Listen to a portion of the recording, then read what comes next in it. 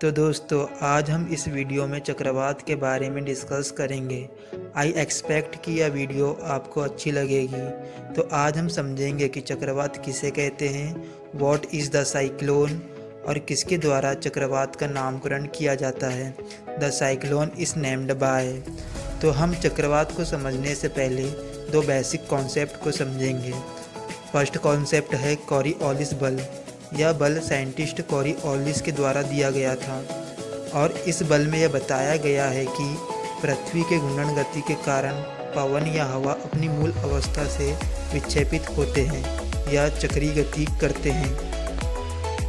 इस चक्रीय गति को हम ग्लोब के माध्यम से समझने की कोशिश करते हैं। ग्लोब के बीच वाली लाइन को हम इक्वेटर या भूमध्य रेखा कहते हैं।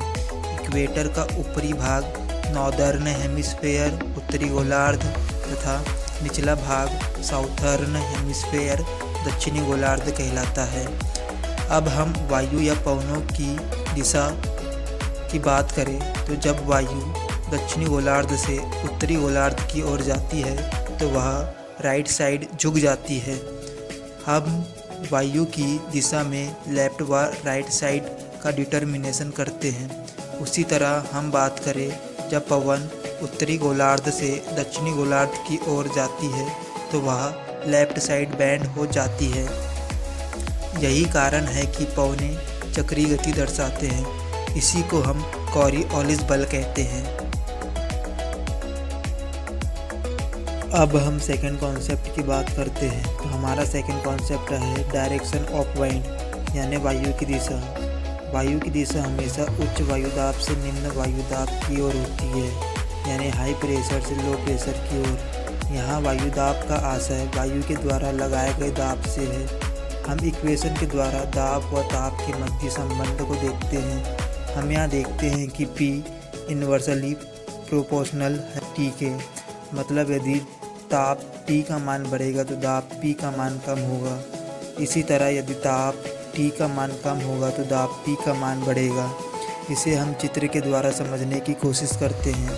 चित्र में हम देख सकते हैं कि जहाँ वायु गर्म है उस क्षेत्र का प्रेशर कम यानी उस क्षेत्र में लो प्रेशर है, तथा जिस क्षेत्र की वायु ठंडी है उस क्षेत्र का प्रेशर अधिक यानी उस क्षेत्र में हाई प्रेशर है। अंततः हम देखते हैं कि वायु की दिशा उच्च दाब यानी हाई प्रेशर से निम्न दाब लो प्रेशर की ओर होती है। मैं एक्सपेक्ट करता हूं कि आपको दोनों कॉन्सेप्ट समझ में आ चुके होंगे। अब हम चक्रवात की बात करते हैं।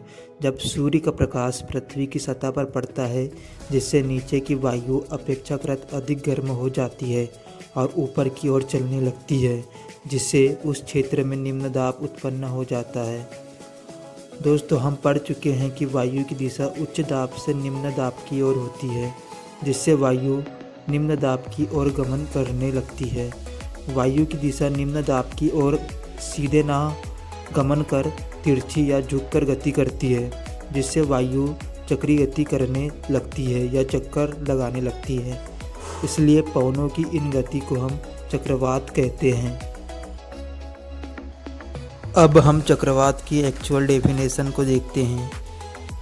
साइक्लोन चक्रवात एक बड़े पैमाने की वायु राशि है जो कम वायुमंडलीय दबाव वाले शक्तिशाली केंद्र के चारों ओर घूमती है। इसी को हम चक्रवात कहते हैं। मुझे उम्मीद है कि आपको चक्रवात क्या है समझ में आ चुका होगा। अब हम बात करें कि साइक्लोन चक्रवात का नामकरण कैसे करते हैं, जिसे हम नेक्स्ट वीडियो में देखेंगे।